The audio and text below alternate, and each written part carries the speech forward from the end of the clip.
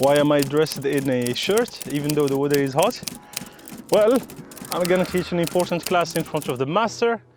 I'm gonna teach things that he invented, that he pioneered.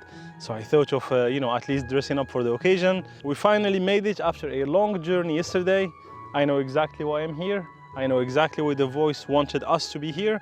It's because to teach from the birth village of Nikola Tesla. He was born in the house behind me. This is where he was used to play when he was a kid. And today it became a memorial for him. It's a beautiful memorial. Today it's Monday, there is no one, it's closed, but yet they left the main gate open so people can still go in. Therefore, I'm the only one here in the middle of a beautiful nature, just me and the birds, and I am very ready to teach this exciting class. But quick disclaimers. In fact, one disclaimer. You can still go bring your popcorn, your favorite drink, but please do me a favor, take a paper and a pen, because this is not the territory of sit and watch. If you really want to get serious about it, you gotta start practicing, not just for the sake of writing, but really to take off that fear of equations, of electromagnetism, because if there is one field, like I would say 80% of the electric engineers stop and say, no, that's really not for me, is, I would say, yeah, the electromagnetism, the power systems, the electric machines, it just seems so complicated because literally it has everything. That's what we call mechatronics. So if you look at mechatronics, is the intersection of many fields, like even the little electronics, like it has everything in it. That's what mechatronics is. That's what he pioneered, Nikola Tesla, by inventing an ingenious thing called induction machine. So Nikola Tesla patents the induction machine in May 1888. That's like 133 years ago. And that induction machine, to me, among all the things I studied in more than 15 years of studying and working in the electrical engineering field, I can easily say that the induction machine is the thing that always amazes me. Like everything else in electricity, I could still say, yeah, it's kind of predictable. All right, so I see how a rectifier works, I see how an inverter works, I see how resistance works. These things are kind of predictable. But the induction machine with the square cage, like made of the copper bars, the rings on the two ends to close it, all of it immersed in a ferromagnetic material, and just having a stator from which you can supply the machine and control at the same time the torque and the magnetic field, that to me is beauty. And only him could come up with such an idea.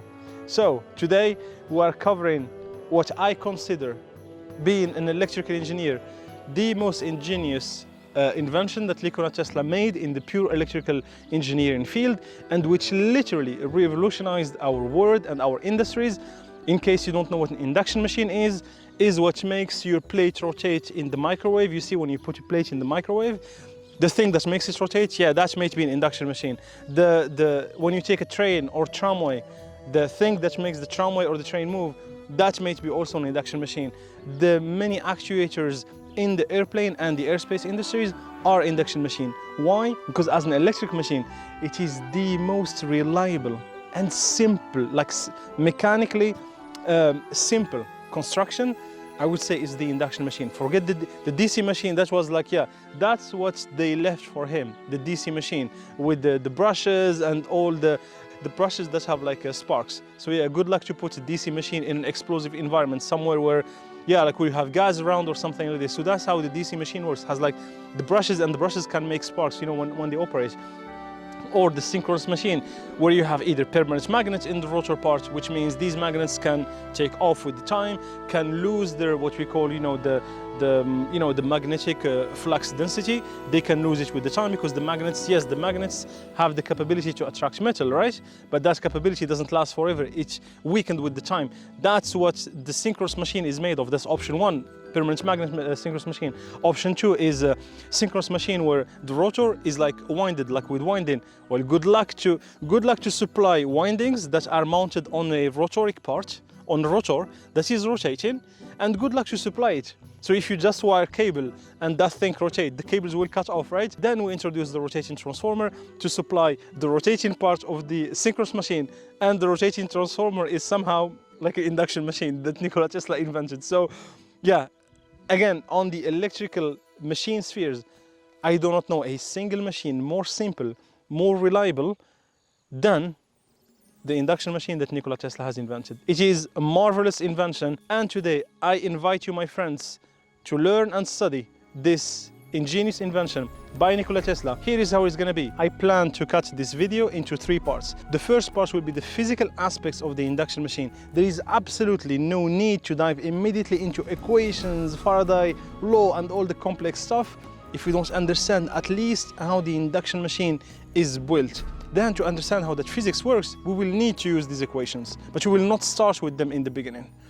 The part number 2, so once we get the physical aspects of the induction machine cleared off, you understand how the machine is built, like mechanically speaking, like the electric parts, the electromagnetic parts, the mechanical parts. Once we get the physical aspect of the induction machine cleared off, you understand how it works.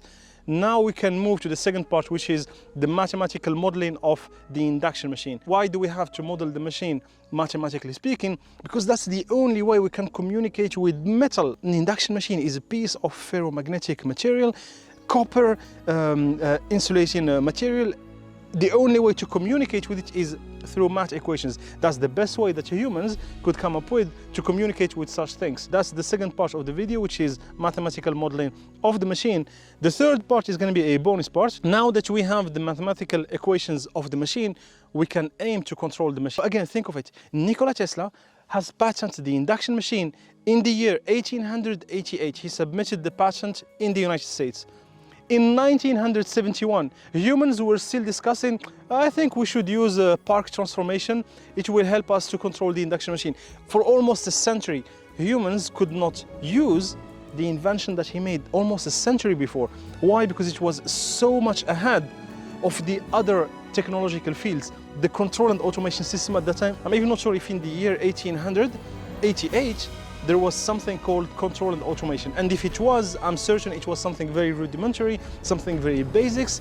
So it took to humans almost a century so they could use properly the induction machine that he invented, because for many years that machine was so complicated to control. And I will explain why it was so complicated. So yes, when you hear Nikola Tesla was a misunderstood genius, this is a perfect example. He invented something almost a century before humans could start understanding how to use it. And I think, if I'm not mistaken, the first worldwide project at a large scale that could use the induction machine in a proper manner, I think it was the French TGV train, which is Train à Grande Vitesse.